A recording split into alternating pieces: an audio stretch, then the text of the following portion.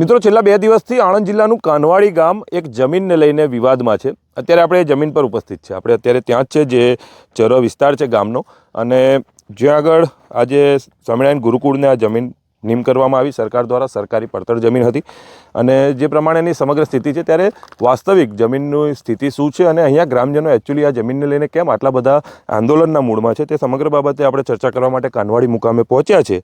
અહીંયા સ્થાનિકો છે, કેટલાક અહીંયા જે ગ્રામજનો આપણને મળ્યા છે, તેમની સાથે સીધા ચર્ચા કરવાનો પ્રયત્ન કરીએ છીએ અને જાણીશું કે આ જમીન માટે જે પ્રમાણેનો અત્યારે આખો સમગ્ર મામલો સામે આવ્યો છે. જી, શું નામ છે આપનું? ચિંતનભાઈ, આ જમીનને લઈને જે વિષય છે, કેમ મહત્વ ધરાવે છે આટલી ગામ માટે જમીન? આ અમારી ગામમાં પડતર જમીન આટલી જ છે, 240 વીઘા, અને એ ઊંચાણ એરિયામાં આવે છે, અને બીજું બધું બાઠું અમારું ડુબાણમાં છે. કાનવાડી ગામ એ અતિ પૂરગ્રસ્ત વિસ્તારમાં આવે છે. એટલે ચોમાસામાં હવે રેલવેનો બ્રિજ આવ્યો છે, એના કારણે પાણી આવતા સ્થળાંતર કરવું બહુ જરૂરી પડી ગયું છે. અને આ ગામ પશુપાલકોનું છે, પશુપાલન બી વધારે વ્યવસાય છે. એ લોકોને સ્થળાંતર કરવા માટે આ જગ્યા સિવાય કોઈ ઓપ્શન છે નહીં. હવે અહીંયા આ બધી જ જમીન સરકારશ્રીએ ગુરુકુળને ફાળવી દીધી છે.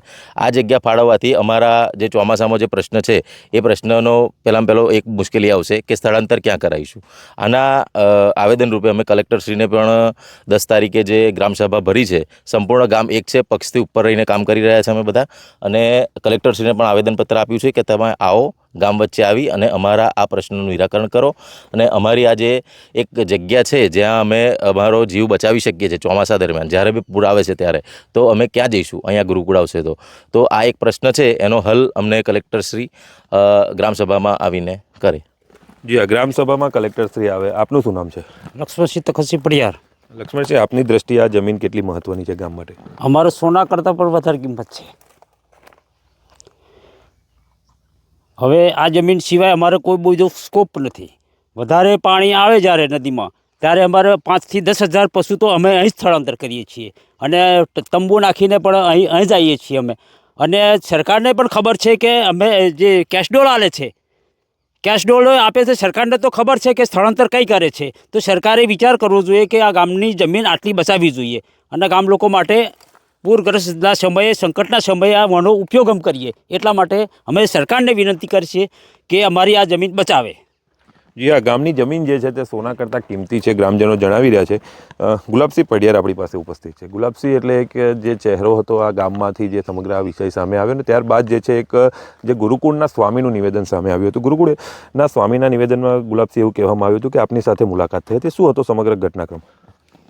શરૂઆતમાં 2021માં સ્વામિનારાયણ સંપ્રદાય રાજકોટ સ્વામિનારાયણ સંપ્રદાયના ગુરુકુળના મહંત સ્વામી ત્યાગવલ્લભ સ્વામીજી અહીંયા આગળ મારા ઘરે આવેલા. હવે સ્થાનિક હું અહીંયા આગેવાન છું, એટલે બધા ખોરતા આવેલા, અને અમે એમની આગતા સ્વાગતા કરી, મારા ઘરે ચા પાણી કર્યા. પછી એમણે મને એક વિષય મૂક્યો કે અમે આગળ જગ્યા જોવા માટે આવ્યા છીએ, તો ગોચર વિસ્તાર અને સરકારી પડતર આ છે, એટલે મેં એમને બતાવેલું. અને એ લગભગ ઘણો સમય થયો, 2021માં. હવે એ ત્યાંથી નીકળ્યા પછી, અમારે ત્યાંથી વિદાય લીધા પછી આ મુદ્દો મારી પાસે છે જ નહીં, અને મારે ત્યાર પછી કોઈ વખત ટેલિફોનિક કે રૂબરૂ કોઈ ચર્ચા થઈ નથી.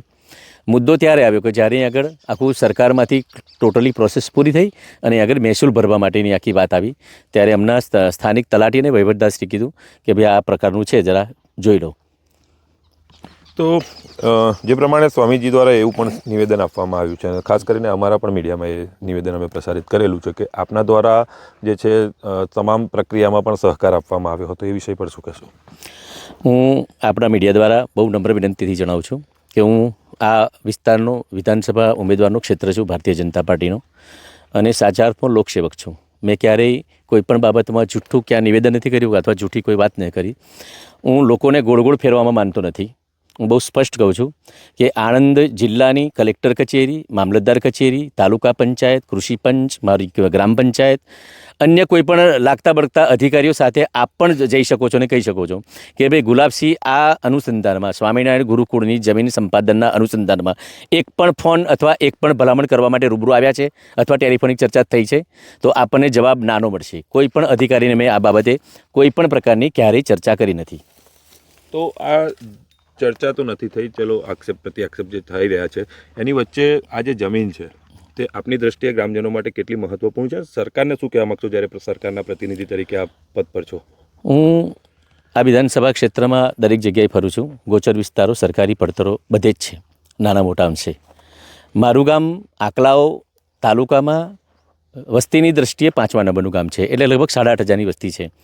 5200-5300 મતનું ગામ છે અને રેવન્યુની દ્રષ્ટિએ સૌથી નાનું ગામ છે, કારણ કે 600 એકર જગ્યા છે પ્રાઇવેટ માલિકીની અને લગભગ 300-350 એકર આ ગોચર વિસ્તારની સરકારી પડતરમાં છે.